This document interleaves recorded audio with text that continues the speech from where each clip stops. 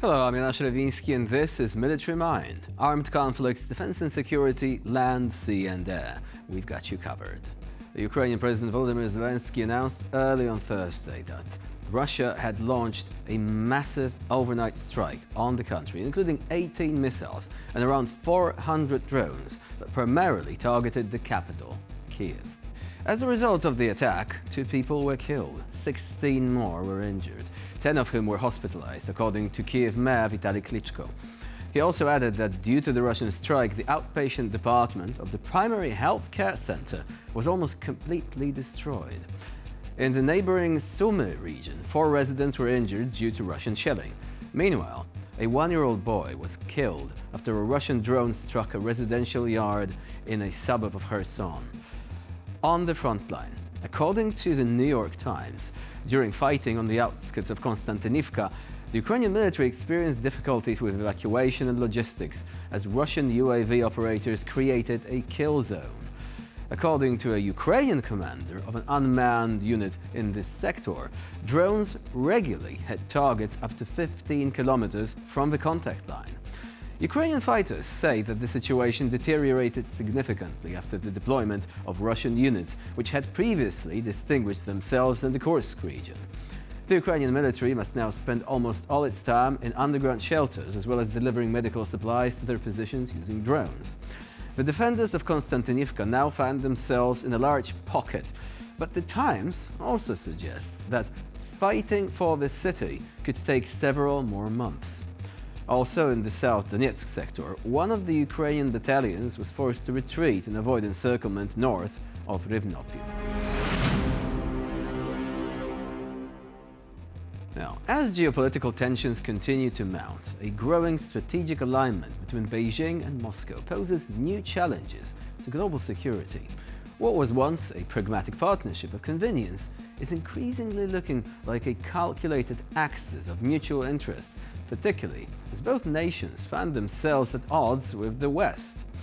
NATO Secretary General Mark Rutte, in a recent interview with the New York Times, issued a stark warning. If China were to launch an invasion of Taiwan, it is likely that President Xi Jingping would first consult his junior partner in this endeavor, Vladimir Putin. And time for a quote. "We are increasingly aware, and let's not be naive here, if Xi Jinping attacks Taiwan, he will first call his junior partner in all of this, Vladimir Putin, living in Moscow, and say, 'Hey, I'm going to do this, and I need you to engage them in Europe by attacking NATO territory.' That's probably how this would play out." End of quote. This grim projection underscores a deeper concern. Beijing could leverage its growing support for Russia's war in Ukraine as a bargaining chip for broader military coordination. According to Ukraine's defense intelligence, a recently downed Russian Geran-2 drone was found to contain up to 65% Chinese components. Such findings suggest a robust logistical pipeline running between China and Russia, one that could be weaponized in the event of simultaneous military escalations in both Europe and the Indo-Pacific. Ukrainian President Volodymyr Zelensky offered such a time frame in a recent Sky News interview, suggesting that Russia would need approximately 5 years to rebuild sufficient combat capability to pose a real threat to NATO. This timeline aligns with US intelligence estimates regarding China's military readiness for a potential Taiwan operation. American defense officials actually have warned that Beijing could be ready to move on Taiwan by 2027, a window that, if accurate, raises the specter of a 2-front confrontation that could stretch Western military resources to the breaking point. For over a decade, successive US administrations have spoken of a pivot to Asia, identifying China as the foremost strategic challenge of the 21st century. Yet wars in the Middle East and the unprecedented military aid packages to Ukraine, amounting to tens of billions of dollars, continue to divert the focus and capabilities from this long-anticipated shift. The question now is not whether the world's 2 major autocracies are aligned, but how far are they willing to go in coordinating their aggression, and whether the West can muster the unity and resolve to deter them both before it is too late. On one of the hottest spots of the front line, near the village of Kindrashivka in the Kharkiv region, a body camera of a Ukrainian soldier captured a moment that speaks louder than any words.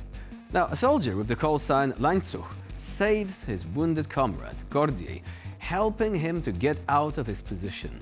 The footage, shot in real time, is a prime example of the indomitable Ukrainian spirit.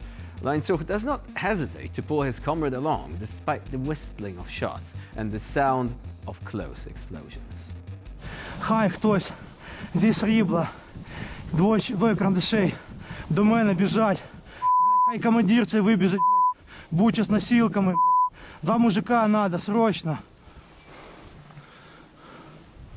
Город, идет группа эвакуации, двигается в сторону, Вам нельзя оставаться на месте, блядь, вас разберут, блядь, слышь меня? Я двигаюсь, контролю. Гордей потрошки повзе. Кинь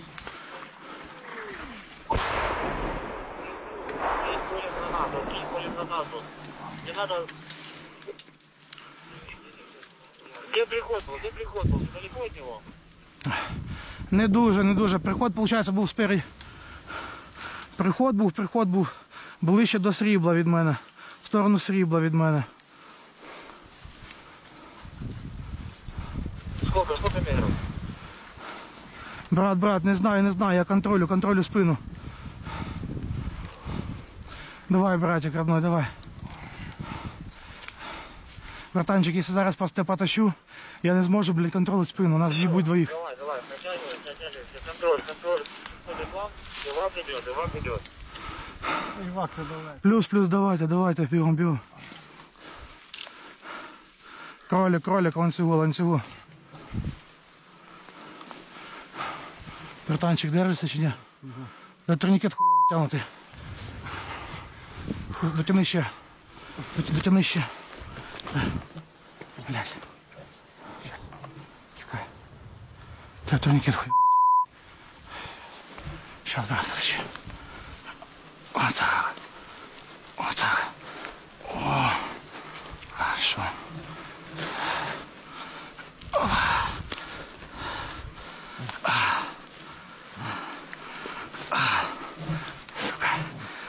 Сейчас. Ну так і має боліти. Отак воно має бути потім. Отак воно має бути. Братик, надо повсти.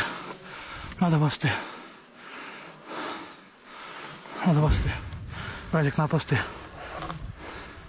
Сейчас Ивак біжить, кролик біжить. In the Liman sector, Russian troops tried to play hide and seek with Ukrainian forces again, but lost. In this clip, soldiers of the Signum battalion of the Ukrainian 53rd Separate Mechanized Brigade methodically calmed the sector, where Russians are trying to hide in shelters, dugouts and trenches, all in vain. Ukrainian FPV drones, fire adjustment and impeccable reconnaissance once again demonstrate that it is impossible to hide from the professionals of the Ukrainian armed forces.